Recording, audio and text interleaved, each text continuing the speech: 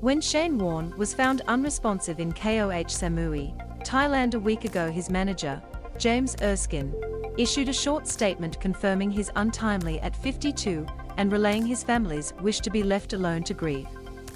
The family requests privacy at this time and will provide further details in due course, he said. On Monday, his family gave the media a lengthy statement with individual quotes from his parents, Keith and Brigitte, his 3 children, Jackson, Summer and Brooke, and his ex-wife, Simone Callahan. The document included a pointed remark about the media and the family's desire for privacy. We also wish to acknowledge and thank those members of the media who are honoring our request to respect our family's privacy and who will, their emphasis, continue to do so. The passing of Shane Warne is the passing of a true modern great. Request the media to allow his family, friends, fans mourn his untimely demise for some time before you begin analysis of his playing career, personal habits, or Abhishek Singhvi, March 8, 2022. But many editors were not listening, as they scrambled to dig up any and all information in Thailand and Australia. There were paparazzi shots taken outside Callahan's property in Victoria, with long lenses capturing Warne's colleagues as they arrived to pay their respects to the family.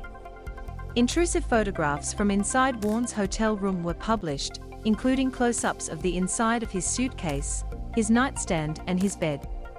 Sitting on Warne's bedhead was a packet of Benson and Hedges smokes, his cigarette of choice, one report said. 9 broadcaster Tracy Grimshaw said on social media, hoping Shane's grieving kids don't read the graphic police descriptions of the hotel room and what happened there. SBS presenter Jenny Brockie said she agreed with Grimshaw's criticism on Twitter. The media got their hands on CCTV footage from the villa, final moments captured in haunting CCTV images, and 4 masseuses are seen on CCTV leaving resort where Shane Warne was found. No disrespect meant to Shane Warne's family. I feel for them. They are going through the personal hell that losing a loved one brings, and I wish them well. To the media, give it a rest. Show some respect and stop treating this like it's a rock and roll tour.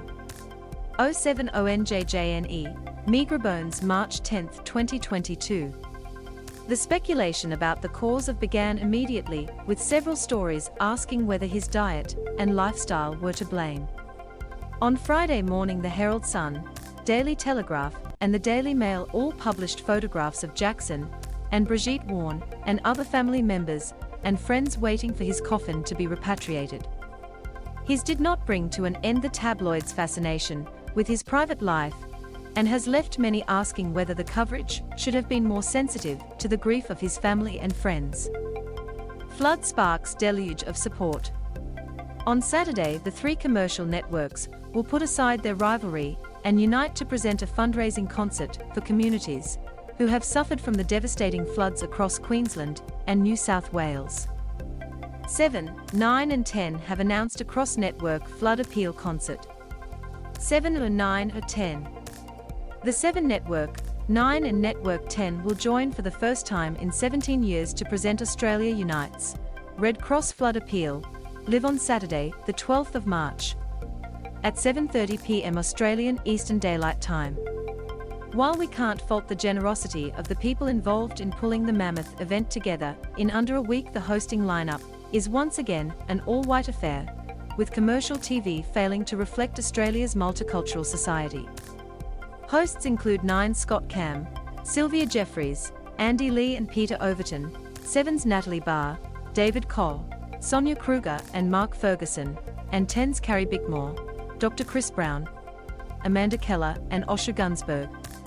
Australia Unites Red Cross Flood Appeal will be a star-studded joint fundraising event to help those who have suffered from the devastating #QLD floods and #NSW floods. Join us live 7:30 p.m. Australian Eastern Daylight Time this Saturday on Channel 7 and 7+. WVOI-BJU1, Channel the 7th March 8, 2022. Did the industry learn nothing after its vaccination campaign in May last year had to be re-edited after the lineup Hamish Blake and Andy Lee, Carl Stefanovic and Alison Langdon, Amy Shark, Scott Kem and Eddie Maguire, was criticized for being too white. New moves at The Age. We may soon be hearing a lot more from the founding editor of right-wing online magazine Quillette, Claire Learman. Learman made her debut appearance on Q+A on Thursday night, an episode hosted by Stan Grant, which hit a new low of just 175,000 Metro viewers. No reflection on Learman, who was one of 5 women invited as panelists on a special International Women's Day episode. A reminder, aside from Twitter, you can find me in the Quillette Circle, which costs just $5 per month to join https://t/3ok8ztpk5j. And on Instagram, where I post reading recommendations and gratuitous selfies, https://t/yswtbsk7y1vrYJTU9cj. Claire Learman, December 7, 2021. Sources say Learman is likely to start writing regularly for The Age and the Sydney Morning Herald's opinion pages. Her last piece for The Australian, which was about Grace Tame and Brittany Higgins at the National Press Club, was published on the 6th of February. In it, Learman said she admired both women for their courage, but warned about creating a culture that fetishizes stories of female victimization. The Sunday Age deputy editor, Patrick O'Neill, told Weekly Beast that Nine Entertainment was in discussions with Learman over a role. Learman did not respond to a request for comment. Google and Facebook's brown paper bag. On Thursday, the ABC managing director, David Anderson, opened the ABC's first bureau in Charleville in southwest Queensland, one of 55 new positions, which have been filled in every state and in the Northern Territory. The ABC has been able to expand its regional and rural coverage, bringing the number of journos outside the cities to 600, thanks to the passage of the News Media Bargaining Code 12 months ago. ABC Managing Director, David Anderson, and Minister David Littleproud opened a new ABC bureau in Charleville in southwest Queensland. Supplied by ABC. After being a late entrant to the eligible media organisations, the ABC was able to negotiate with Facebook and Google for an undisclosed sum which the broadcaster promised would be spent on regional and rural public interest journalism. The Guardian Australia editor, Lenore Taylor, said the tech funds made a huge difference to Room and enabled the site to double its podcasting desk and expand reportage outside the capital cities. News Corp Australia and Nine Entertainment also signed deals with Facebook and Google, but neither company has chosen to disclose what the funds have been spent on.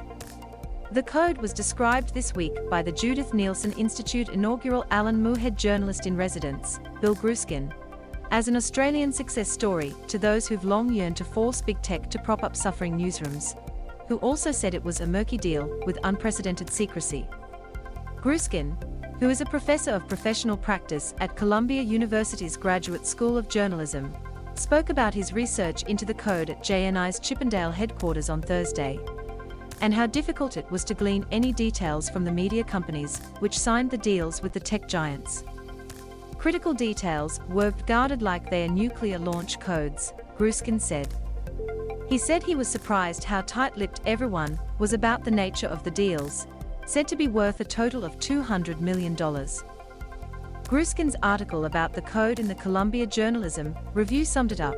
In the words of one Sydney media executive, it's like a brown paper bag gets stuffed with money, is shoved across the table, and then the platforms can say, now just shut the fuck up. Devine's staycation. Daily Telegraph columnist Miranda Devine, who joined the New York Post for an 18-month stint before the 2020 US election, has loved it so much she has decided to stay in the Big Apple. Devine has become a darling of the right in the US, making the gig work with appearances on Fox News, columns in Murdoch's Sydney and New York tabloids, and a book about Hunter Biden's laptop from hell. It is very exciting, Devine told CNN's Source Material. There is never a dull minute at the New York Post, she said. I've loved my time here and I look forward to lots more. Better late than never. The editors of the Sydney Morning Herald and The Age Bevan